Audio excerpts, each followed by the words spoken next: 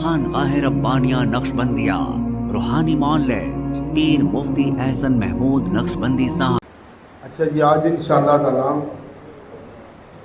غنی بننے کا، مالدار بننے کا انتہائی آسان عمل عرض کیا جائے گا۔ اور جیسے میں نے عرض کیا نا کہ ہم دنیا کے اعتبار سے بہت محنت کرتے ہیں۔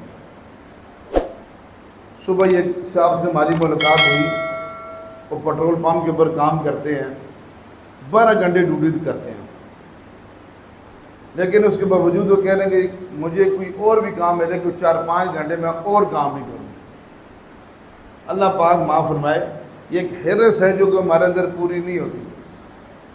اب نماز روزہ کچھ بھی نہ کرنا، لیکن مال کے لیے ہر ایسا حرف و سامان کرنا کہ جان بھی چلی جائے لیکن کچھ نہ کچھ ہم لگے رہیں۔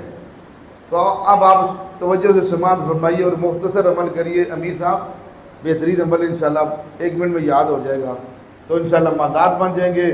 پھر جب انسان مالدار ہوتا ہے اللہ پاک اسے بہت سارے خیر کے کام لیتے ہیں۔ جو فقیر ہوتا ہے وہ سوچتے رہتے ہیں پیسے ہوتا ہے تو میں یہ بھی کرتا، میں وہ بھی کرتا۔ مالدار بنے گے اللہ بہت سارے خیروں کے کام بھی لیں گے، اپنی ضروریات بھی آسانی سے پوری ہوں گی اور خیر کے کام بھی اللہ لیں گے۔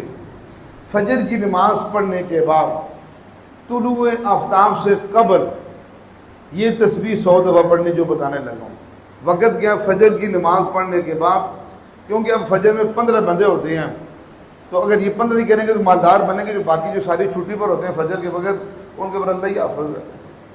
جو باقی چھٹی پر ہوتے ہیں سارے، جو فجر کی نماز شاید زندگی میں بھی کبھی نہ پڑھی ہو، ان کا بس اللہ ہی حافظ ہے، پھر وہ ساری دنیا کے پیچھے بھاگتے رہیں گے، ملے گا پھر بھی کچھ نہیں۔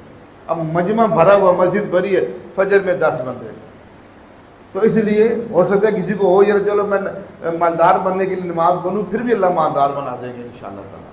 تو طریقہ کار کہ فجر کی نماز پڑھنے کے بعد سورج نکلنے سے قبل 100 دفعہ یہ تسبیح پڑھنی ہے۔ سبحان اللہ و بحمدہ، سبحان اللہ و بحمدہ، سبحان اللہ العلی العظیم، ولا ملجأ من اللہ الا الیہ، سبحان اللہ و بحمدہ، سبحان اللہ العلی العظیم، ولا ملجأ من اللہ الا الیہ۔